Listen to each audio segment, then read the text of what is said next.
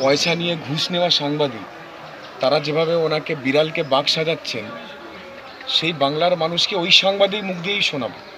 এত সৌজন্যতার মেকি অভিনয় করে চলেছে বাংলার মানুষের কাছে, ধরে ফেলেছে অলরেডি। খুনের পরিকল্পনা করেছে, যেভাবে খুনের পরিকল্পনা ওকে করেছিল ওনার হাজব্যান্ডকে দিয়ে চেপে দিয়েছিল মিডিয়া। মিডিয়াকে এবার বলতে হবে আস্তে আস্তে, মিডিয়াকে মুখ খুলতে হবে।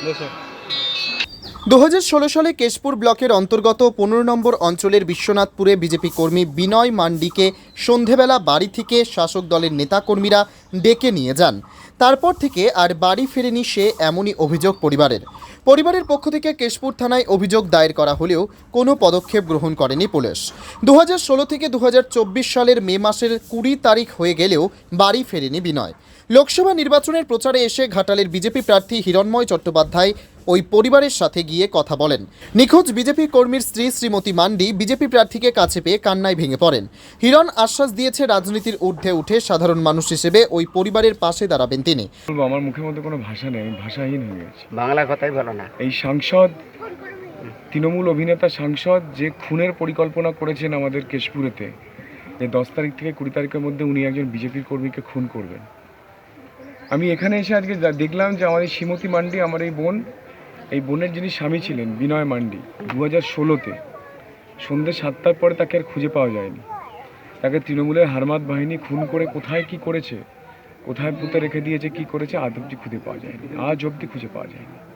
2016, এটা 2024, পুলিশ কোনো তদন্ত করেনি। 8 বছর এফআইআর পড়ে রয়েছে, কোনো তদন্ত এগোয়নি, কিচ্ছু হয়নি। এই হলো সন্ত্রাসের গল্প এখানকার অভিনেতা সাংসদের। এবং সেই একই পরিকল্পনা উনি বলছেন যে 2024-এর 10 তারিখ থেকে 20 তারিখের মধ্যে উনি আরেকজনকে খুন করবেন। বিজেপি কি ভয় পাচ্ছে শাসক দল কেশপুরে? আমি ওইসব রাজনৈতিক কথাতে যাবই না। আমার একটাই কথা, অভিনেতা সাংসদ, আপনি যেটা করেছেন গত 10 বছরে, এই সমস্ত নিষ্পাপ অসহায় বোনেদের সংসারকে আপনি তছনছ করে দিয়েছেন।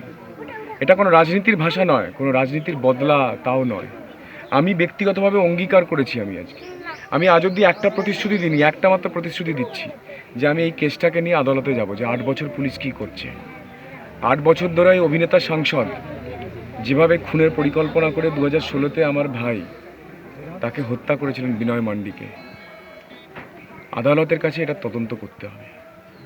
এই জিতি হারি ওসব ভুলে যান, জেতা হারা, সাংসদ হওয়া না হওয়া, বিজেপি করা, ওসব তো অন্য রাজনীতির প্রসঙ্গ। এটা আমার সমাজের প্রসঙ্গ, আমার সমাজের বোন, একটা তার মেয়ে। যদি এদের নিরাপত্তা না দেয়, কী নিরাপত্তা দেবো আমরা? কিসের জন্য রাজনীতি করছি, কিসের জন্য মাঠে নেমেছি আমরা? ভোটের লড়াইতে নেমেছি। প্রয়োজনে এই এফআইআর নিয়ে তিনি হাইকোর্টে যাওয়ারও হুঁশিয়ারি দেন।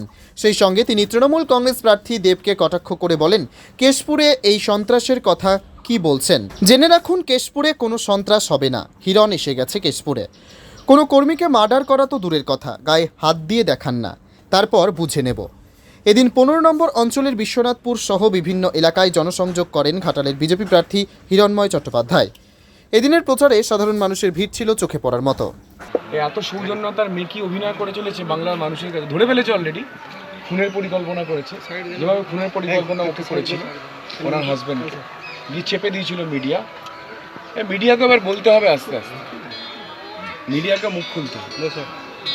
কেউ তো ঘর থেকে নিয়ে গেছে, তার এখনো পর্যন্ত নিখোঁজ পাওয়া যায়নি। কারা নিয়ে গেছিল? কারা? তৃণমূল। কি জন্য আনতে আসলো? ওই সিপিএম কথা, সিপিএম থেকে বিজেপি মেরে দিয়েছে তাকে।